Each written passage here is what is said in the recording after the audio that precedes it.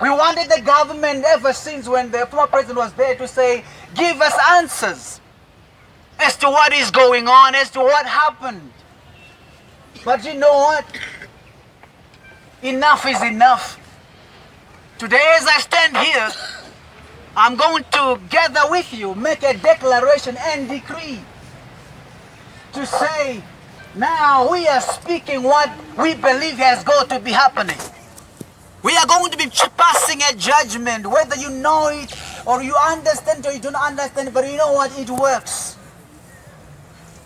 We're going to pass a judgment to begin to say, dear Lord, as long as you're in heaven and we know you are in heaven, and you know who did this, may this be the time that everybody and anybody who had a hand to do with this whole situation, may you expose them in Jesus' mighty name. We know they've been hiding, but our God knows them.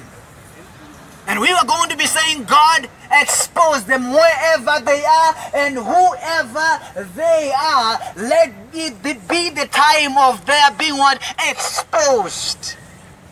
And I am telling you to say that after this prayer, within a very short period of time, it's going to be happening.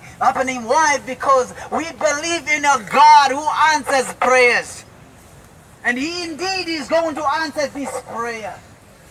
Your being here is a sign that God is also in our midst, because He says, wherever 2 or 3 are gathered in my name, I am also in their midst. As a result of us being here, remembering this man, and we are opening the Word of God first, that means we are with God in this place, and the decrees and declarations we are going to be making in this place, God is going to hear them, and the prayers we're going to be offering from this place today, God is going to hear them. And not only is He going to hear them, but He's going to hear and He's going to answer every prayer we are going to be making in His presence right now.